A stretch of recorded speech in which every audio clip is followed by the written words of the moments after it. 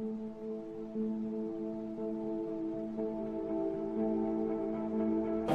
about 18 years ago, I bought this house, and I kept getting these insane water bills. The water bills were just insane. Like, why are these water bills so crazy? I'm a single man living in this house. Anyway, my neighbor told me I needed to dig a well. So I called this guy over to come, to an engineer. He comes out, and we're walking the yard, and he's putting out all of these orange flags as to all these places he thinks that we could find water. As he's digging one, I said, okay, go ahead. So as he starts digging this one well, didn't hit anything. So then he goes on to the next one. Little flag, he's digging, never hits water. He goes to the next one, never hits water, and I keep having to pay these bills, and I got so frustrated, I said, never mind, I'll just keep paying the water bill because I'm not going to do this. A few months passed, I still get these crazy water bills, so what I decided to do was call him back. So he comes back out, I said, you dig right here, this well, and you dig, and you don't stop until you hit water. So he starts digging. He gets down to about 800 feet. He said, we haven't hit water, this is pretty deep. I said, you keep going. Gets down a little deeper, still has not hit water. I'm saying, you keep going, you keep going. He said, okay, we're going to take the night off. We're over 1,000 feet deep. We'll be back in the morning.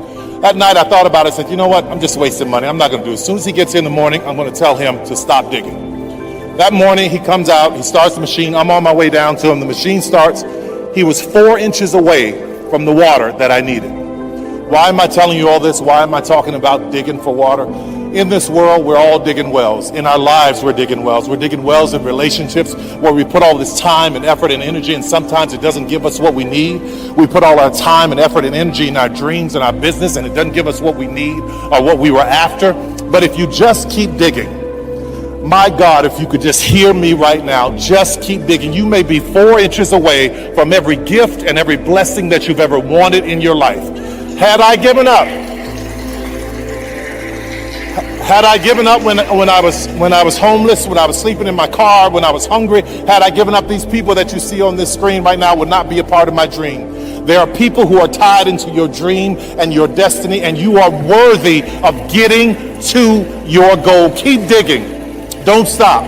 When I first started telling jokes, I made $25 a night. The first year in comedy, I made $3,000. The third year, I made about $7,200.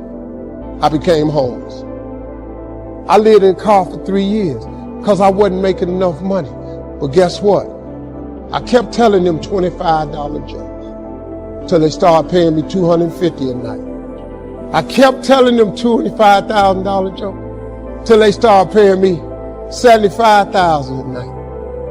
Them the same $25 jokes. They ain't nothing but English.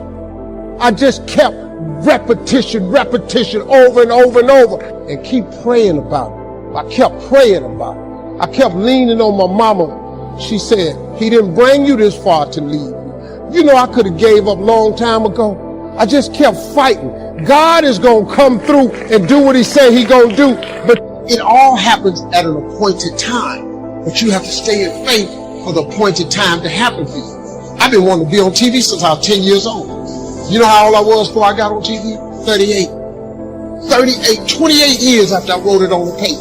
I want to be on TV. It took me 28 years to get on TV. But it happened at an appointed time. I just never gave up the faith. I kept going because I didn't know how to quit. Because I know if I quit, it cannot happen. But if you stay with it, you have no idea what can happen for you. Now, how do you hang in there during the hard, difficult times? You must have faith. You've got to believe in your abilities, your ideas, unquestionably. You've got to have faith, and that faith gives you patience. A lot of things are going to happen that will catch you off guard. And so therefore you've got to deal with and handle it as it comes. You've got to keep moving and keep plugging away. So how long have you been working on this? And you have nothing to show. This is all you got to show. People are going to do that to you. And some people, ladies and gentlemen, they stop. You got to keep on watering your dream.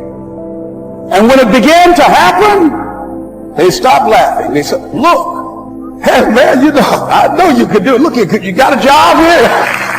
See, during those hard times, when you failed and things didn't work out, they were nowhere to be found.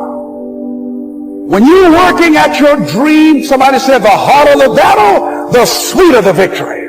See, when it's hard and there's a struggle, see, what you become in the process is more important than the dream. The kind of person you become, the courage that you develop, the faith that you're manifesting. You knew it was hard, but you did it hard.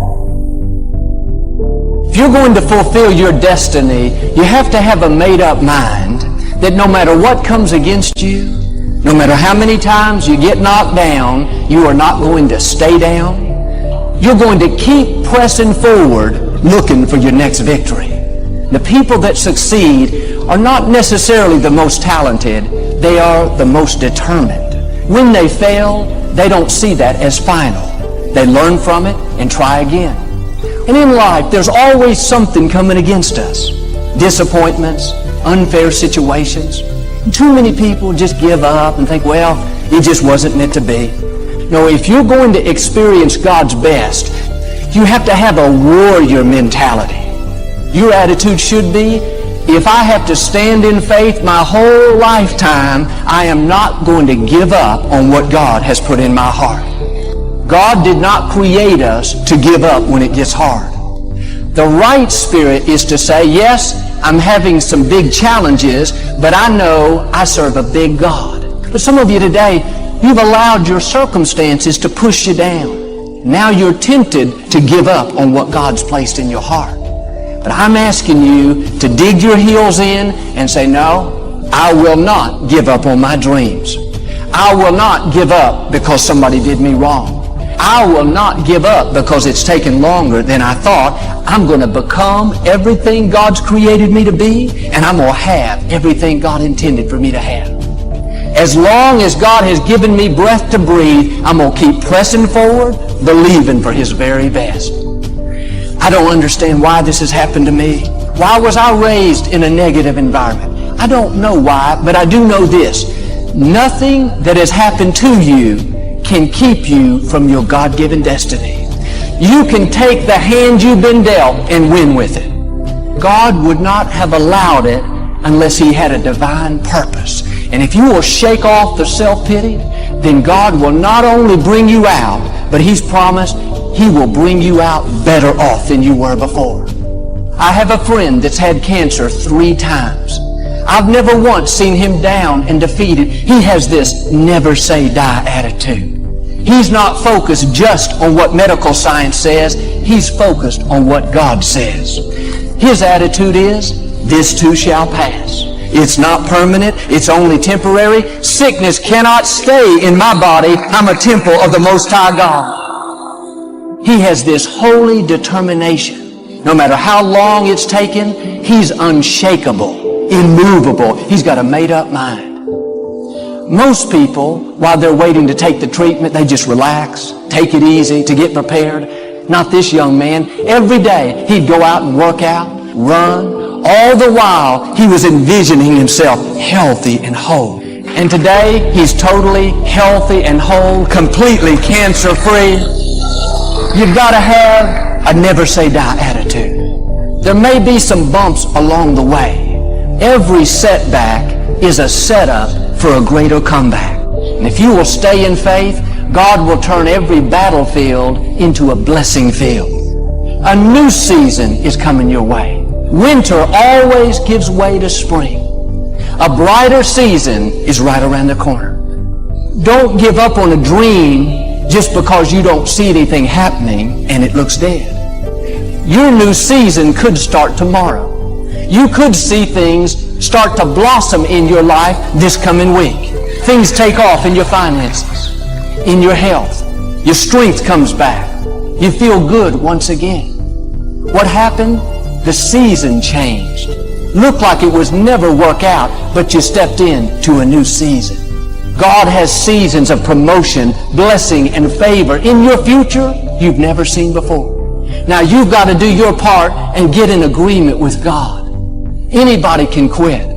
Anybody can get discouraged because it's taken a long time. But it takes a man or woman of great faith to say, it looks like my dreams have died, nothing is going my way, but I am not moved by what I see. I'm moved by what I know. I know I would not have breath to breathe if God didn't have another victory in my future. You can't allow the setbacks of life cause you to get numb and become indifferent, the right spirit says, this may be difficult, but I know I've been armed with strength for every battle. Life may have treated me unfair, but I know God will pay me back for every injustice.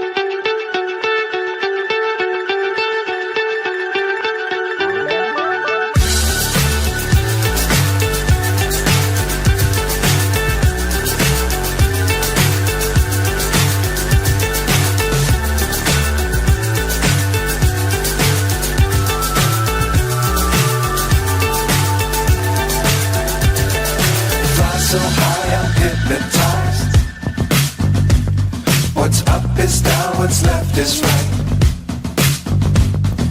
Chasing stars and holding you. I can't see the end, but we'll see it through.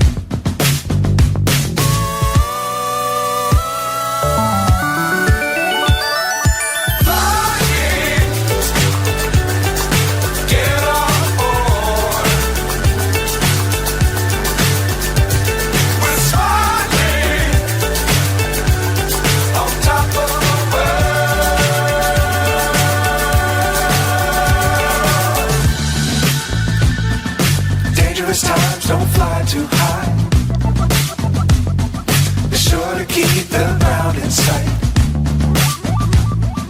Fly forever if you keep it tight. Love the world, but keep the sky on your mind.